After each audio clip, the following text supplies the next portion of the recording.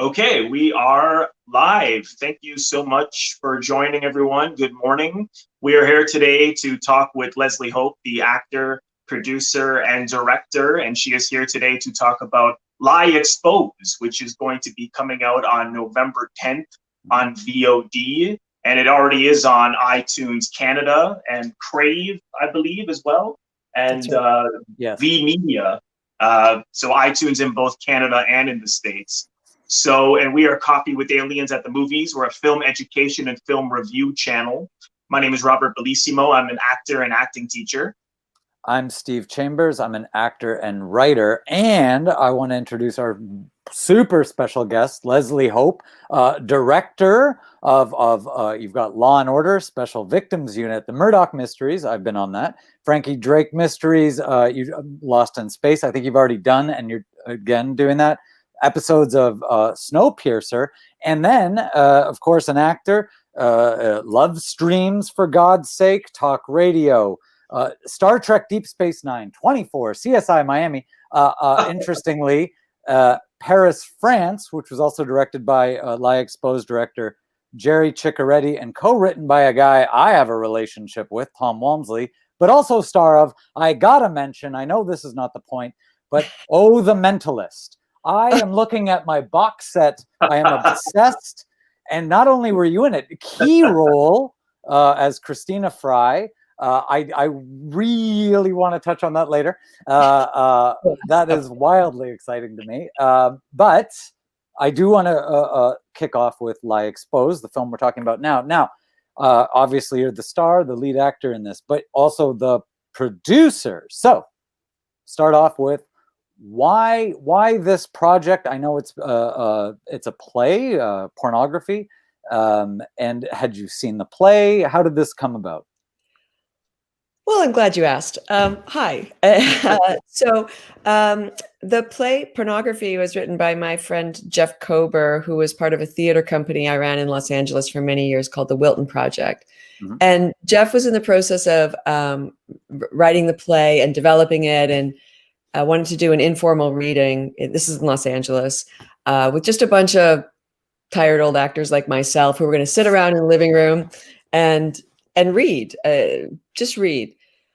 And I was so fascinated by this. We were reading a play, which many actors in LA do all the time, just like anywhere else, just to help a friend out. And it incited such impassioned discussion at the end of the reading that people almost got in fistfights. It was so intense what happened after we read this play about, as you might imagine, porn, but also art and affairs and faithfulness and love. And at that point, it was in the play, and dying. Not to mention, if I can say, hair on your business. The movie, amongst other things, includes photos of that. And I'm really interested to see a bunch of people that were, I wouldn't say jaded, but let's just say experienced in reading plays, to become so personally inflamed by these topics. And we're all grown-ups. So that made me interested in the further development of the play, and certainly, and Kober's a friend of mine, Jeff Kober, to talk with him about it as it went along. And I would give him my 2 cents every now and then, but he was doing the play, and he came back around to say, "Did you want to do it as a play?" And I didn't. And so I was living in Canada at that time, or about to, I think. So, but I think I can get this going as a movie with Jerry Ciccaretti to direct.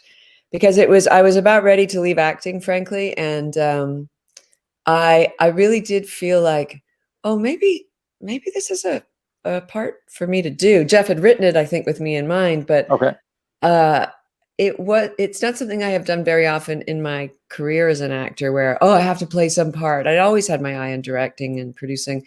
But in this case, it really spoke to me. And I thought, at least I can work for free. I know that part. And maybe I can get other people to work for free in producing it. So that was sort of part one of it. Okay. From there to getting it going was about a year later. That's still relatively quick for, it's from quick. my limited knowledge of trying to get a movie off the ground. That's pretty fast. It's quicker. It's quicker when you do it yourself. In a way, I was chasing telefilm. I wasn't in that jungle of bureaucracy and red tape that is film financing in Canada. I was driving it myself, and it was with Jeff Kober, of course, and with Jerry Chikoriti, and simply thought I thought the material was so good. I thought I'd just ask my pals who would respond to it in the same way, and I started with Bruce Greenwood. Oh, okay, cool, fair enough. Why Jerry? What made you want to pick him as your director? Well, I suppose many reasons, but he's become one of my closest friends. But my relationship with him as a director to actor, me being the actor, of course, is a long-standing relationship. I think since I was 27, I've worked with him on a bunch of different projects. Paris, France was the first one. Yeah. And that experience for me as an actor was exceptional.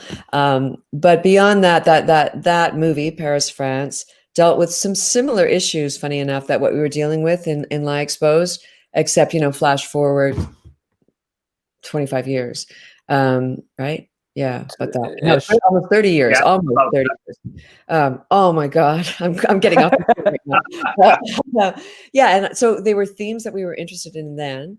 And certainly we continued to be interested in, but really as an actor, there weren't a lot of directors that I'd feel, safe with saying, I want to tackle this subject matter. And P.S. I'm gonna take my clothes off, man. I'm an old broad. I didn't want to do that with just some dude out of film school. Right. Or I really needed somebody that I trusted, not only as a director, but as a friend, and who could seamlessly go back and forth between me producing and acting, because it's an entirely different role, of course. And he knew me in both capacities, and he could tolerate and deal with easily me doing both while we were working. That was important. Okay. Not to mention, he's a kind of director that attracts good actors. So when I'm going to go to Bruce Greenwood and say, hey, man, you want to come in this movie that's going to be made for 5 cents? And by the way, would you work for a really tiny amount of money? And we're going to shoot in 12 days.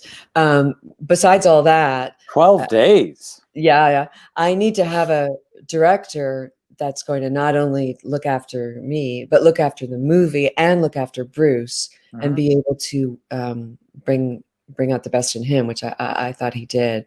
So I said, I'll bring my A game. I know Jerry always does. And it made it a better, I think, safe place for Bruce to come into.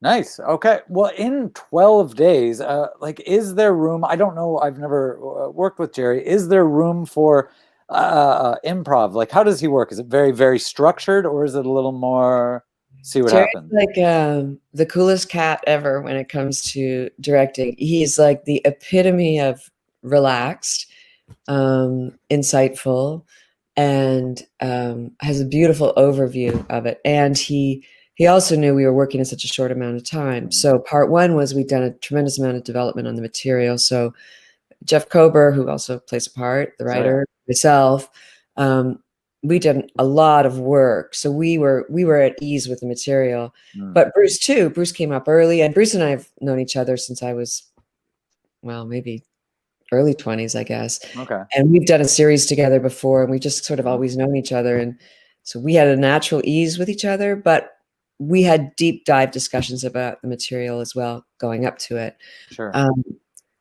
The way I think it was navigable for the most part is many of the actors are just basically working in couplets, right? They each have their scene, and then the rest of the movie, as you probably know, is at a party, which we all know how to do. We've all done it together for lots of years, and you're working with a caliber of actor across the board that can just handle a ton of material adeptly. So with Jerry, he just had a bunch of thoroughbreds in the room, and all he did, I think, is he just know exactly like the right touch for each of us. But he didn't have to spend a tremendous amount of time, discussing what the scene was about and doing these kind of deep dives and stuff. Okay. What he was masterful at, though, I think, is we were working with a wonderful DP, but not part of the crazy TV circuit. We were working with a crew that some of them would cycle out every day. Our operators, every day we had a new one because we had no money, right? Right. So we had a DP, We were shooting in our friends and family's houses. We had a camera package about this big because we didn't want to bump into anybody's furniture. And Jerry was so great every day working with some new dudes in the camera department. That's where he was great. And I think that comes from experience and ease. Sure. And I think a trust of all of the people that he was working with. Megan, he's worked with a bunch of times before, certainly myself. He hadn't worked with Bruce before, but Tony Napo. He's married to Paula Rivera, who is so wonderful in the movie. So we were friends making this movie together. Oh, it's amazing. That's super amazing.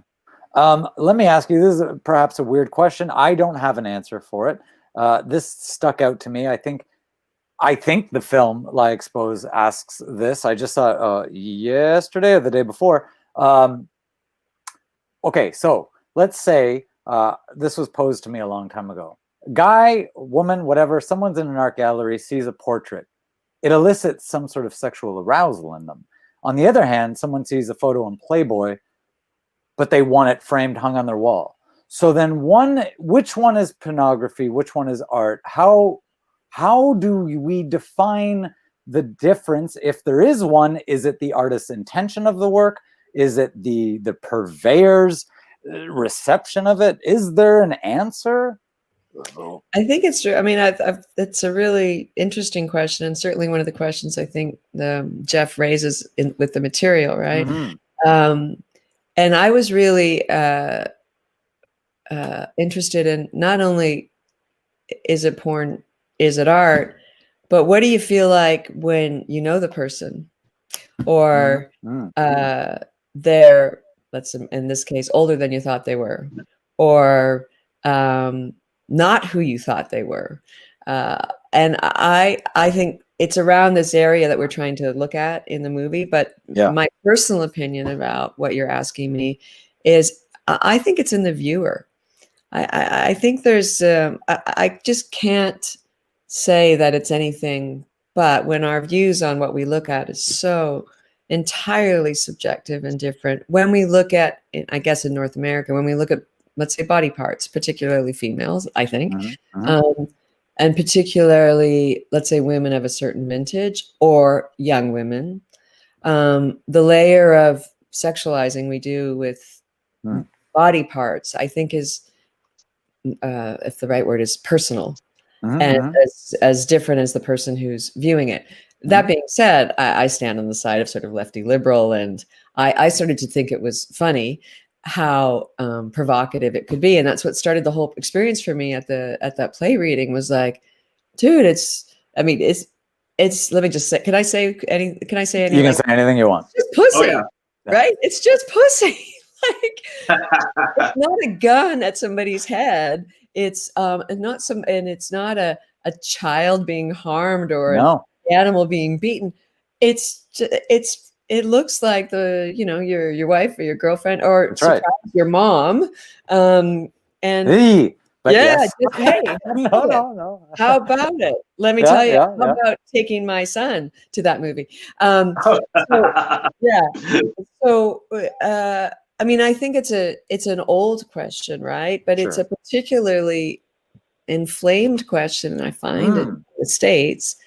Yes. All the underpinnings of, well, I think, religion that go with it, and the Puritanism of the country, and all these other trails that I think is perhaps a different conversation. But as you saw at the end of the movie, which maybe I won't blow in this interview, but every time I see the ending of the movie where the portraits are there, it makes me laugh out loud, because no matter what audience I'm watching it with, there is this sort of stillness that comes over the group.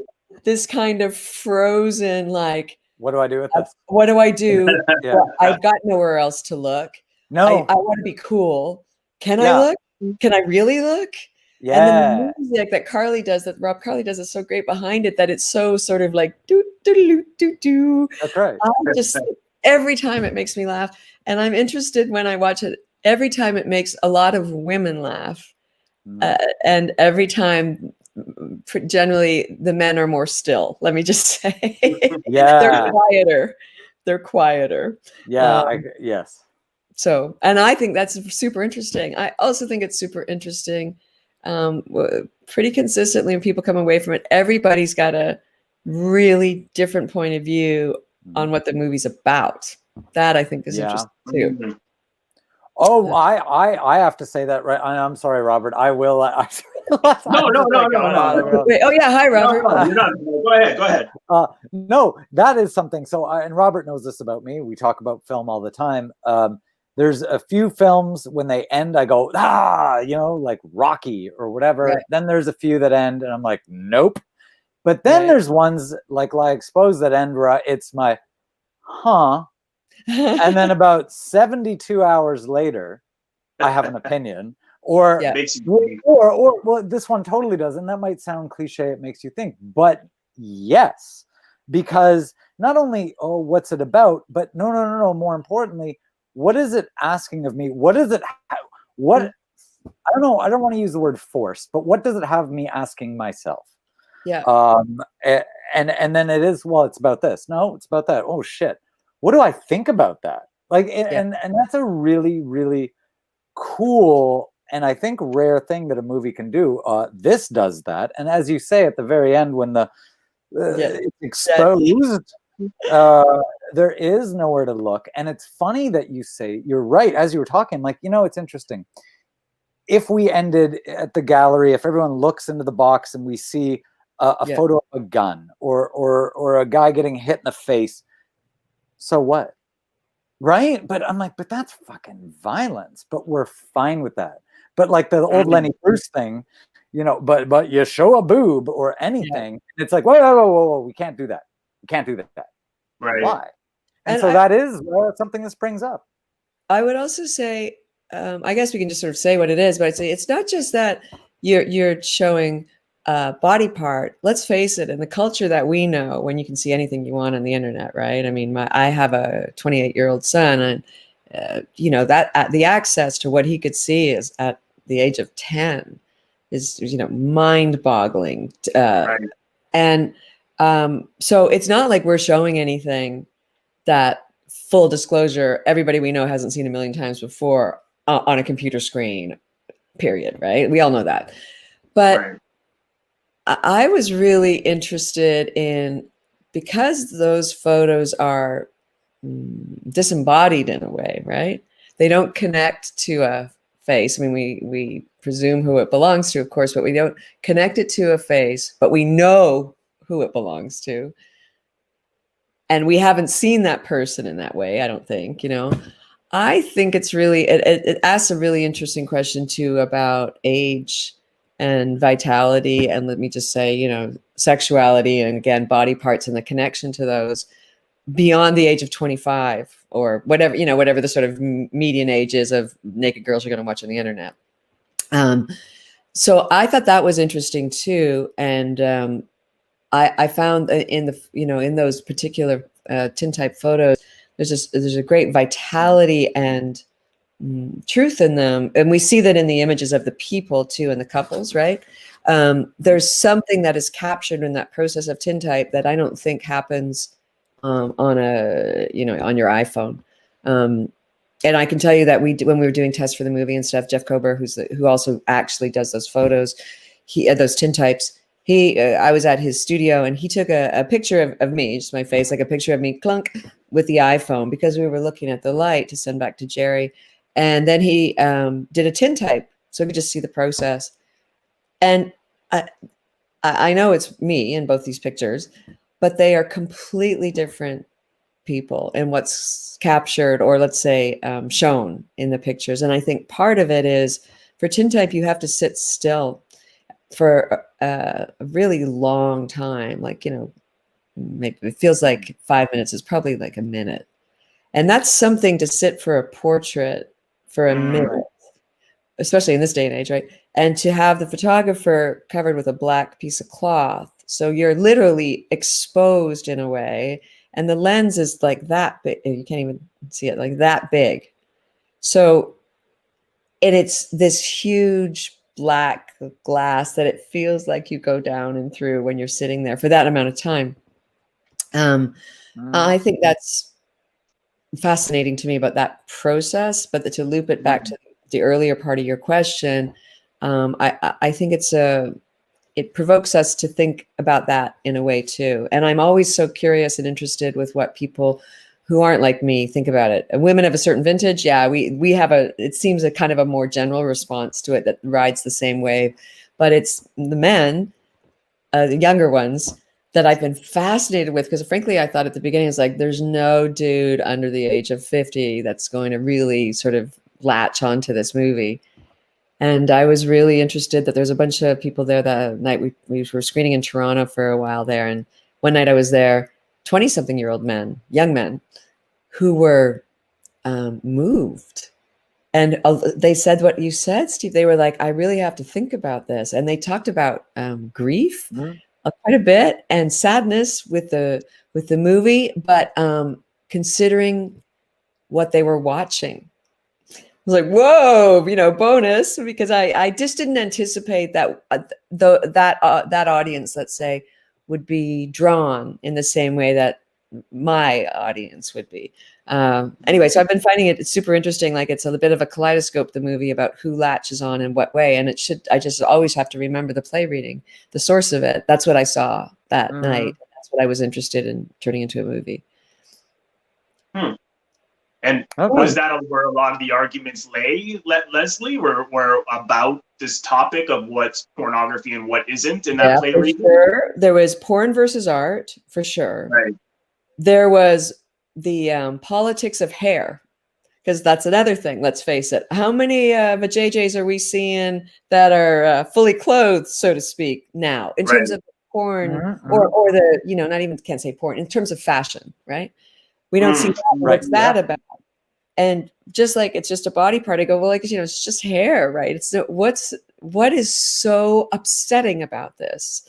The other was, of course, about forgiveness with affairs, and what does it mean to be in a relationship like what's presented in the movie, where forgiveness comes so relatively easily on the surface, certainly, because it's wrapped in I think a bigger life and death issue, literally.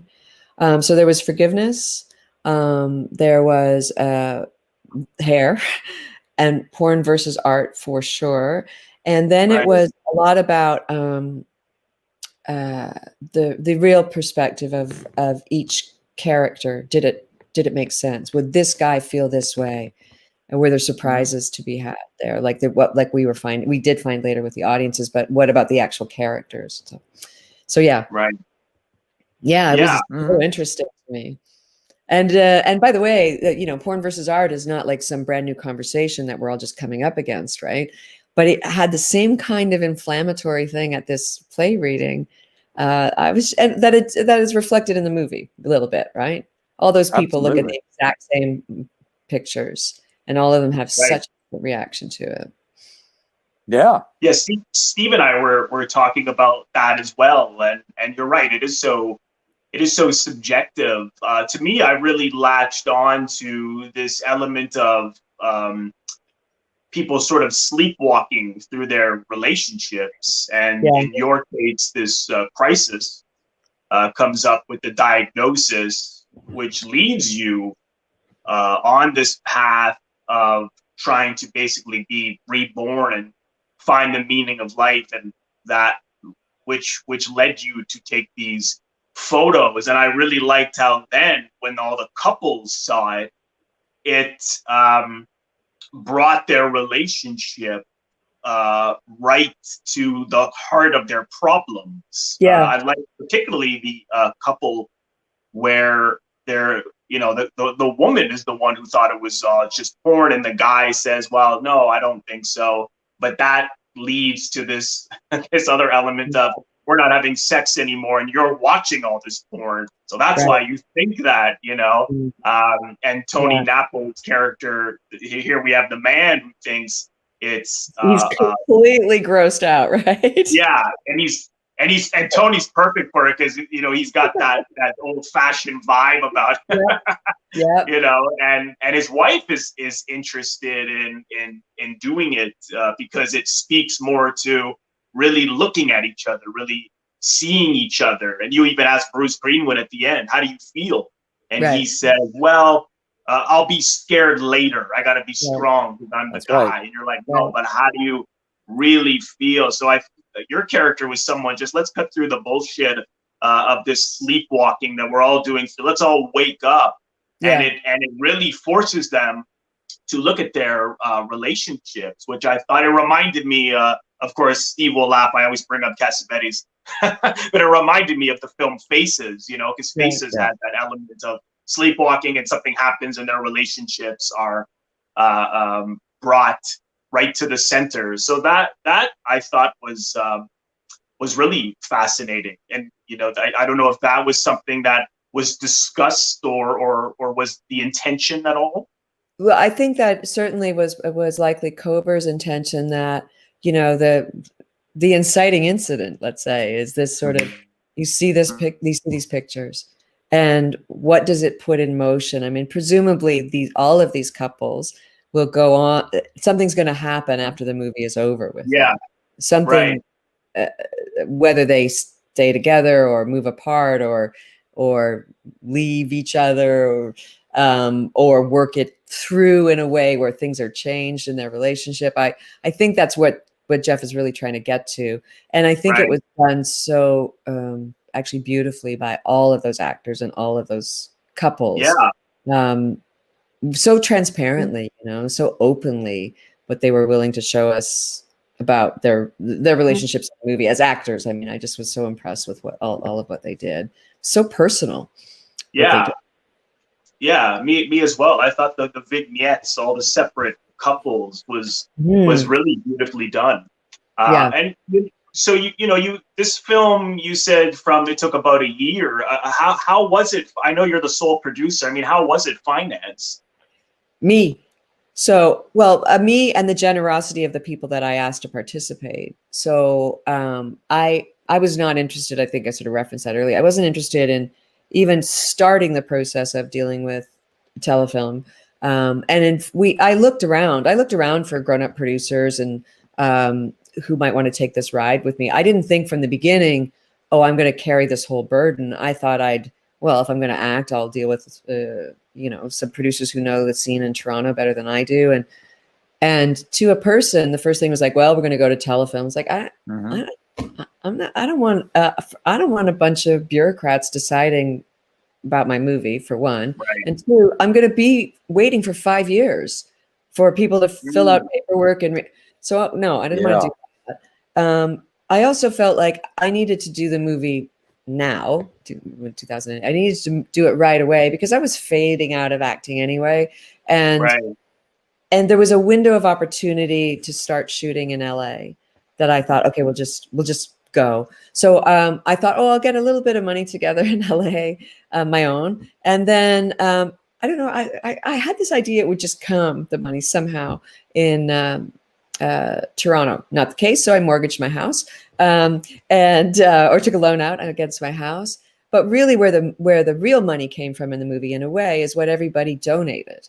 So the unions offered us dispensation. So everybody worked for just basically stipends. So there was so little money. Many people donated their time outside of that. All of our houses, the house that Bruce and I live in the movie, is one of my dearest friends, Perry Zimmel's house. And he's also my manager. It's his house. They went away for the weekend so we could shoot in their house. Nice. My very good friend, Bruce Gooch, has got a basement suite where we shot Kristen and David Hewlett's scene. And then we went upstairs and shot Megan and Chris Holden Reed's stuff in the upstairs of the house while they went to their cottage for the weekend. And actually, we were like running a little behind. She was coming back to teach a piano lesson. And when we weren't shooting downstairs, Jeff, the writer who was visiting us, was living there. I mean, it was like that. Technicolor helped us greatly. Rob Carley, our composer, like everybody that was crewing on this was donating so much of their fee to do it. And then all the post-production houses in Toronto did the same. And that was a great joy to me, to work with Technicolor and the Sound House to get this support from within the community, which I wasn't sure I was going to find. I'd moved back relatively recently, and I didn't know if it was there. I knew how to do that deal in LA because I lived there for so many years, but I didn't know Toronto. And man, were they great. Just so generous and helpful and supportive. And I need to sort of mention through all this, Tina Vakalopoulos, who's the co-producer of the movie, those relationships and all that kind of stuff was happening. The crew, that's through her. You know, I was able to invite the actors, but it was her relationships and her excellent gangster style producing that was able to get so much of that as well. So that's where the money came from, is other people's generosity. I see. Wow, that's very Casavetian, like that. The second Leslie said about mortgaging her house, I saw Robert like, yeah, that's how you make a fucking movie, man.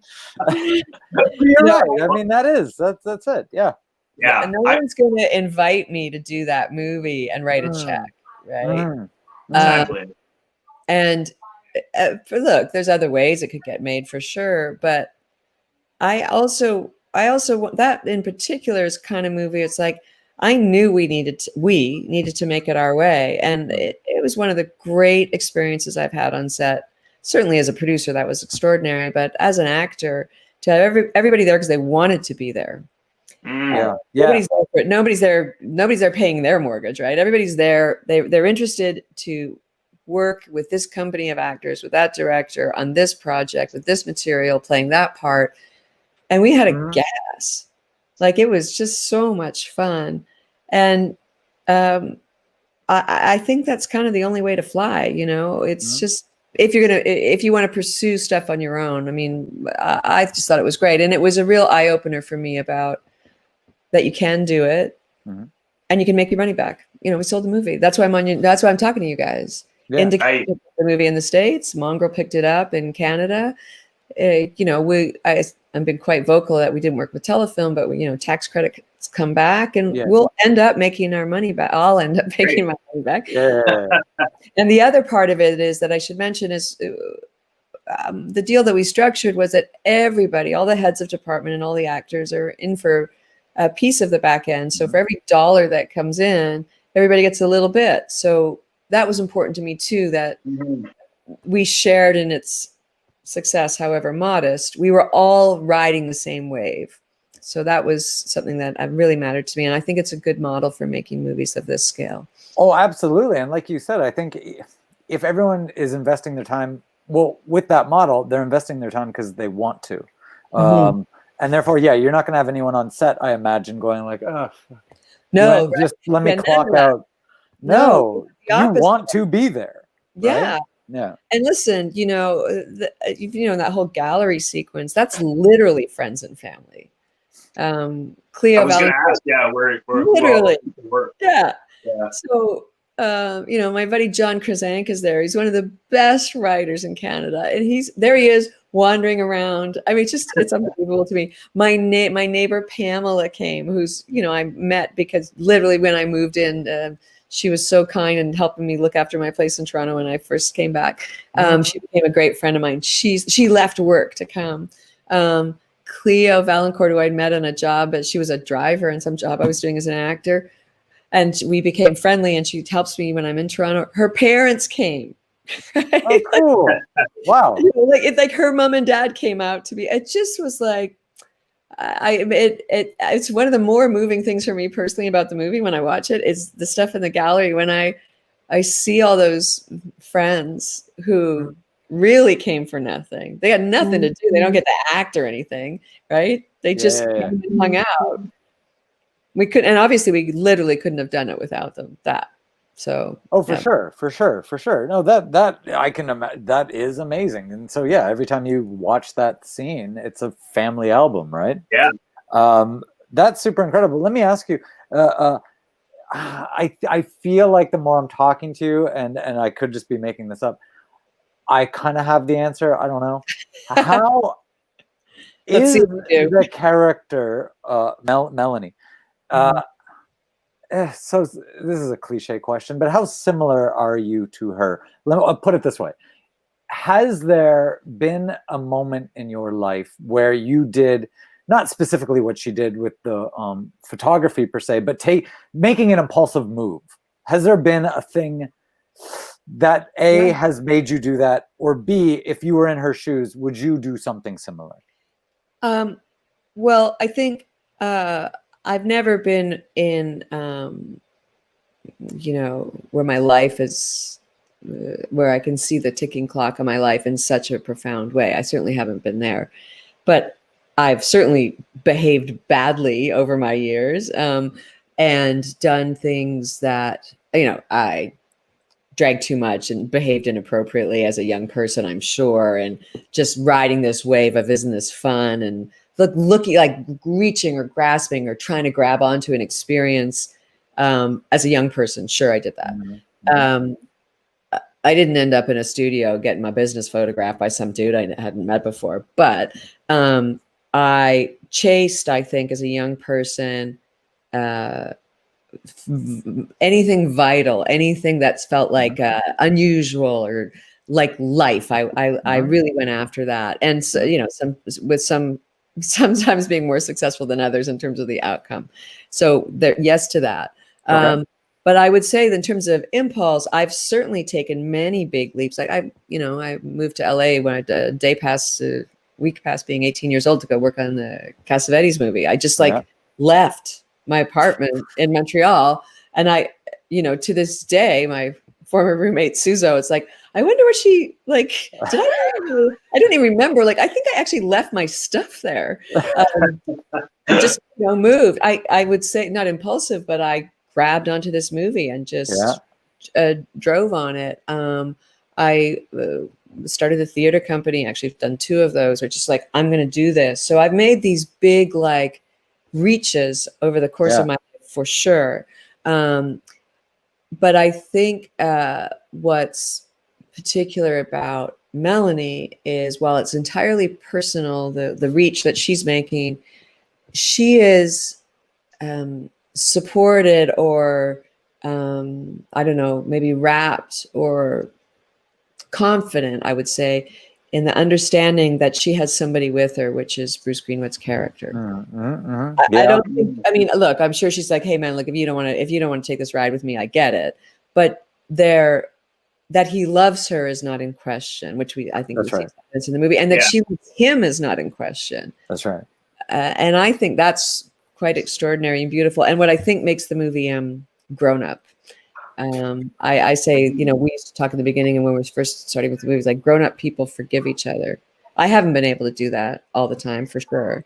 That's a huge point. I couldn't agree more. And that is something that as my days tick on, not that I'm dying, knock on wood, but I used to, and not long ago, be, no matter what relationship I was in, the most loving relationship.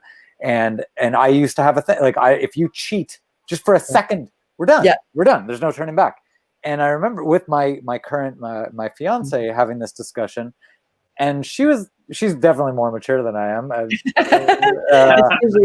There's no fucking secret about that. And she was, well, and I'm like, there's no shade of gray. Are you joking? No, man. If you cheat, it's over. Yeah. And she was, well, I don't know about that. And I just, then I don't know you at all. But as time's gone on, I'm like, I guess there is a shade of gray in this film. 100%. I'm like, there's the shade of gray. And it is, as I get a little more, I don't want to say even older, but more, though tomorrow's my birthday, a little more mature. It isn't as black and white. And I do think you're right. And that is a really young kind of, we're done, baby. It's all or nothing. I think that is something definitely. It's shown in Lie Exposed so well that it doesn't feel like it's hammered, like, here, Steve, think about this, to me. But it was like fuck. I guess my stupid logic doesn't really hold up. Right. So that was great. I don't think the movie says, hey, this is what we should all do. No. But I think the movie acknowledges shit happens. Yeah. What are you going to do? Right? Yes. And here's what else happens. Cancer happens. Pregnancies happen. Fights happen. Affairs happen. Impulsive decisions happen. Alcoholism happens. So, and what are you going to do about it? And I think, and I think sort of even touching on that, I think this is a thread that's important about in the movie too, that gets pulled. I don't think I divulged, Jeff's pretty open about it, but he works a 12-step program of dealing with addiction. And it was important to him that some of these people were in that program as well. Mm-hmm. And you'll hear, if you know that 12-step program, a little bit of some of the text you'll hear comes from, well, what he would say saved his life. And it is around these notions of acceptance. And I think that's a really key thing in the movie too, whatever you're having to accept. Yeah. What she accepts, I think, finally is she's dying. Yeah. Right. Yeah. That's it. Yeah. And and she does it not so gracefully in the beginning, right? Sure. Flails around a little bit, but comes to that. And I wouldn't purport the same for Frank, for her husband, as much as he accepts her. Yeah. That's extraordinary, right? To be able to accept another human so fully. Like in your case, that's your thing. I mean, I don't wish anything ill upon you, but like when if you were faced with such a situation, one way or the other, to look into the eyes of your partner and feel and see acceptance. I mean, dude, what else is there? Nothing. Like I agree. Right? No, that's heavy. And it was I'm all like getting misty as well. Well, it's a long journey, right? I mean, it's easy for us to sit here on your show and talk about it, but it's something else entirely to be faced with these things. Yeah, 100%. I'm in the States, right? Not right this moment, but I'm in the States a lot too. And it's like, I'm finding a hard time accepting some of the situation that's going on down there. It's very hard for me to find love in my heart for all the craziness. And let me just say, the shit show of what's happening. And it's very hard for me not to blame. And so acceptance as this sort of big idea, I think, is something that we should all be so lucky to find for ourselves and each other. It's hard, but meditation teacher, maybe it comes a little easier for him. That'd probably help. But you're right. It is so much easier said than done, and you nailed it. It is very easy to talk about it right now, and then trying to put it into practice. But as you were talking, I'm like, there's that. That's hard. Yeah. But you're right, and again, I think Lie Expose examines a lot. Yeah. But definitely. Yeah, acceptance. And I think it's not a spoiler, but I think there's a great beauty toward the end of the film. I'm not giving anything away, but there's just a scene between you and Bruce at home, right at the end, where you lay down. Yeah. And it's where Robert said, you had quoted him, like, I can't be scared now or whatever. I will later. And I thought, that was, for my money, that the two of you right in that scene, that was great. And I think that's the key to this film for me. And I think a beautiful thing about this movie is it's different. It's going to be different for everyone. I will say, for me too, the key to the film, I'm just about to talk about that a second, is Bruce Greenwood, or his character. But it is actually Bruce Greenwood and my relationship to him. In asking Bruce to do it, I told him from the beginning, I said, I asked Jerry to do this, and I know that Jerry could navigate me being a producer and an actor.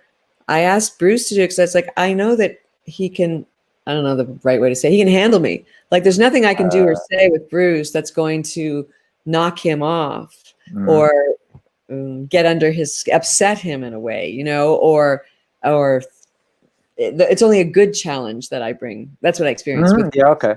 And I joke with him. I was like, who else am I going to ask to do this with me? Who else will? And I've just known Bruce for so long. I adore him and his wife, Sue. But it's like, I feel like my relationship with Bruce is a little bit like that in our friendship. I just love him, and he can do whatever he wants. I just love him. And I feel like that's mutual, in our acting, together.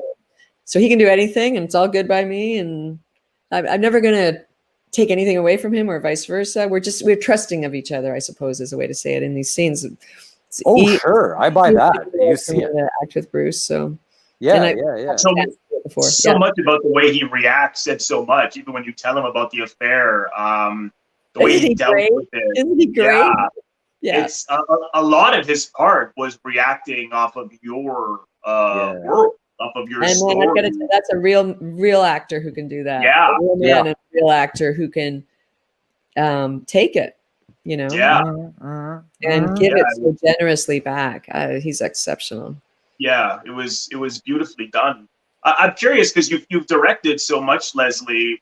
Why didn't you also direct? Was it because you were producing and starring, and you thought it would just be too much, or? Well, yeah, it never occurred to me. Isn't that funny? Because what occurred to me was, oh, I should act this, which never occurs to me. It's like I said, especially because I was on my way out of acting, and I certainly wouldn't do both. I would. I'm not that equipped or talented to be able to act, especially in something like this, and direct it at the same time. And I just felt like, I don't even know how to say it, so actory, but I felt like, well, this is my part. This is my part. And I'll tell you, when I was finished with the movie, I was like, I'm done. I can walk out of a 40-something year career, almost 40 years, with my head held high. Like I'm not slinking out doing a guest spot on Station 19. I'm walking out of acting with this movie, of which I'm very proud, with these actors who I adore and respect, with this director who is so important to me in the beginning part of my career, surrounded by my friends in Toronto, in Canada. It's a Canadian film. Yeah. I'm done. I can go. And that was pretty cool for me. Along the way, did I think, it never even occurred to me. It's so funny because I oftentimes in other situations, I'm just interested in how the directors work and how I would do it.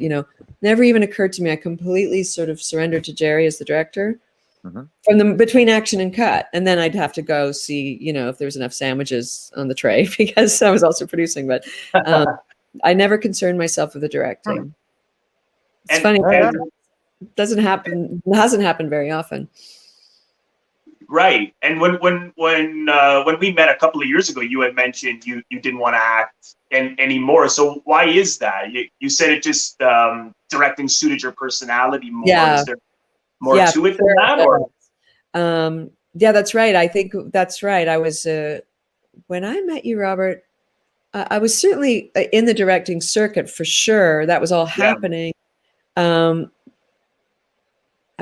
Lie Exposed would have been, it just would have been that much closer to Lie Exposed being finished, I suppose.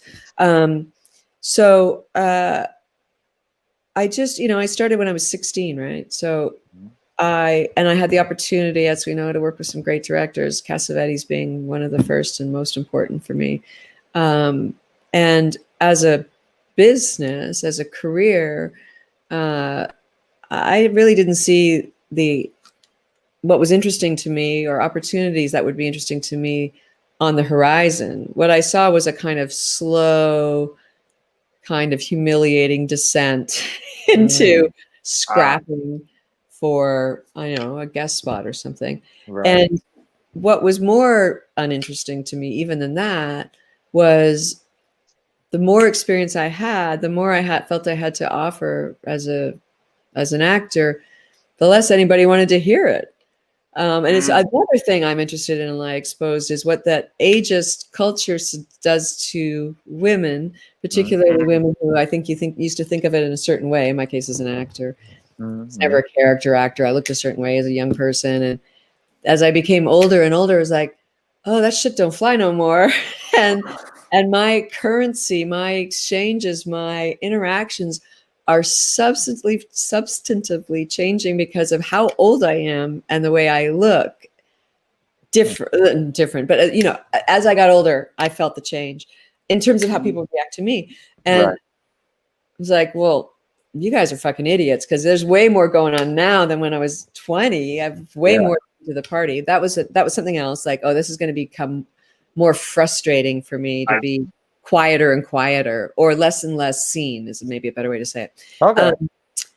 and then let me just sort of, there's that part of the acting, but really I was always much more interested in directing. And however I was clawing my way into opportunities, they were really starting to bloom in a way. And Right. there was no way I wanted to do anything but that. And I wasn't interested in distracting myself with acting. It wasn't like, oh, I'm so fulfilled by, coming onto a TV show for a couple of days. It was like, I was Right. really fulfilled in scrapping my way into directing, though. And Okay. did you get interested, because you had mentioned even on Love Streams, you worked behind the scenes as well. Did that when you developed the interest to start to direct, or did you have it even before then? I think I always liked making stuff. I mean, I have a very good friend, Pat Lee, who's I've known since grade 7, and she makes fun of me now. She helps me a lot doing the website and stuff like that. She said, in grade 7, you don't remember, like I was organizing shows with her, like putting on shows in school and organizing these, themed nights. And I think we should stop school for the day and, enact the history of the cavemen or whatever the bullshit I was coming up with. I was like making stuff. And when I came to LA, it seemed that that's where the opportunity would be. After I loved working with Cassavetes, of course, but it wasn't because I was acting. It was because I was around somebody making stuff. Yeah. Just so happened that what I had to offer was to act, I suppose. Yeah. Or be photographed or whatever. So yes, I always wanted to do it, and I was always doing it as a side hustle. Really, I was running theater companies on the side. I was producing my own short films. I was going to make documentaries, but the struggle was to be able to do it with somebody else hiring me. And that just took a while. I see. Okay. Surprised, women don't get as hired as much as men as directors. No, it's honest. Yeah, no, I know. Yeah. Newsflash. But like you're predominantly doing that now, and you're, as you say, like, and I am conscious of the time, you are going now to go direct. Am I correct? Yeah, I'm going to work as soon as I get off the phone with you. I'm here doing Lost in Space. I'm doing a couple episodes here. I was here earlier doing Van Helsing. I'm not sure what the new year will bring. There's a couple things happening. I'm super fortunate to be working right now is in this time. But I've been I'm loving every minute of it.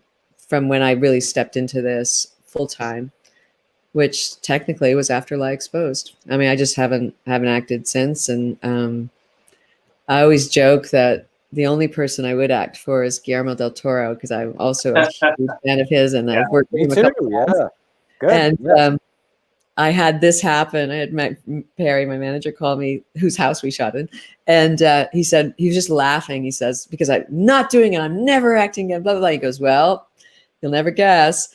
And Guillermo had called to say, would you do, it was a small part in The Strain, wasn't it? No. No. This was recently. This was because it's this year. This is okay. Yeah, and I've just totally blanked on the name. And I was literally on the set of Snowpiercer directing Jennifer Connelly, and it was like, I love Guillermo, but I'm good. Thanks very much. Like I'm about to step onto the set with Ms. Connelly, so all good. That's awesome. Yeah. Yes. Oh, I think that's made. I think he's doing something with Bradley Cooper. I think here, maybe that was the one. She is now, but I was directing Snowpiercer, and she was starring. Yeah. So I was getting off the phone to say, no, thank you, Mr. Del Toro, as much as I love and respect you, to do this small part in your movie. I'm going to do the better thing, which is continue to direct. 100%. Continue to witness Jennifer Connelly. Nice. Yeah.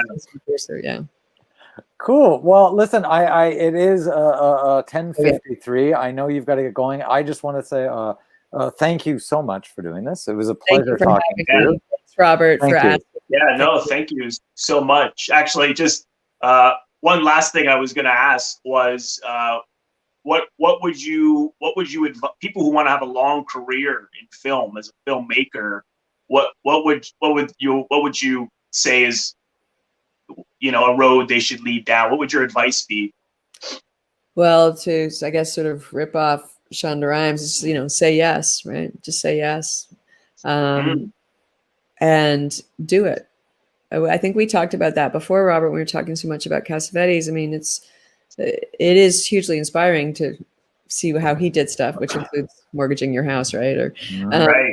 you just do it. And I was just listening to Werner Herzog on some podcast recently. My son was actually sent it to me, and he said something about he say always bring what do you call the thing that you snap a lock with? If you wanted to, like a bolt cutter. Bolt cutters, yeah. Yeah, you want to be a filmmaker, bring bolt cutters. Always have bolt cutters on you. Meaning, be prepared to break in to make your movie, to steal to make your movie.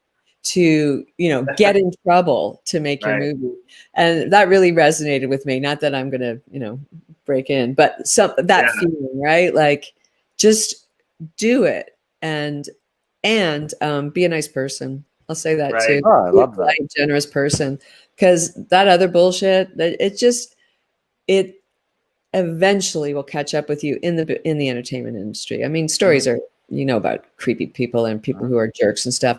But it eventually will come, and just be a nice person. I mean, to be a nice person anyway. By the way, like just something to do with the film business.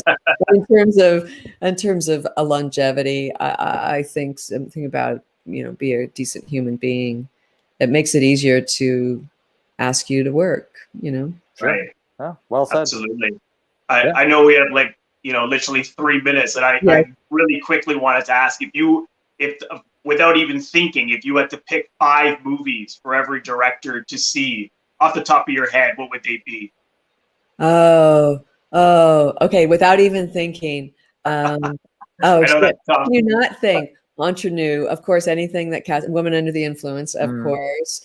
I'm trying to think of like my holy shit. How about The Good, the Bad, and the Ugly? How about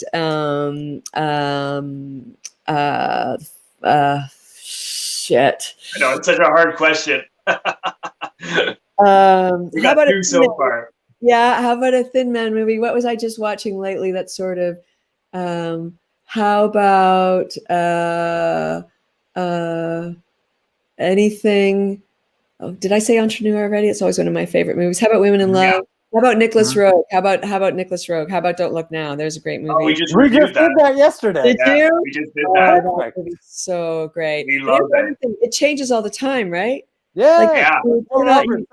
Tomorrow you're going to go, oh, that movie. Yeah. But I think we had a hard time talking about it. Is actually, I just watched Fitzcarraldo, and that's what sort of was. I rewatched it, and Herzog was asked this question by film students or something. He's like, watch 2,000 movies, and by the way, read 10,000 books. Yeah. That's what to do. It's not a short list. It's a long list. Right. But those are off the top. Those are today, right? Good choices. Well, thanks again, Leslie. I always really appreciate your time. Today and a couple of years ago we talked in length, and it's always a pleasure. And we'd love to have you back again someday when you're not directing all the time. Right. Well, thank you for inviting me. And thank you for the shout out to the movie Till I Exposed. We really appreciate it. And I'm delighted you're going to have Tony on. He'll be a whole different interview. Yeah, no, absolutely. And just again, yes, it will be on VOD on November 10th, and it is on iTunes, Crave, and V Media. And I will leave the links to that in the description box below. Oh, yes, please. Yes, and if you haven't already done so, for the people watching, please subscribe to our channel. We do 3 movie reviews a week, and we do 1 live video once a week. But today we're doing 2. We're talking to Rutanya Alda in an hour, who is in Mommy Dearest and a bunch of old classics. Good morning, you guys. Good morning for you. Yeah, it's a busy one, but fun. Well, thanks again, Leslie. Yeah, thank and you. have a good day. And pleasure. Best of luck. All right, take care. Cheers. Bye-bye. See you. Yeah. I don't know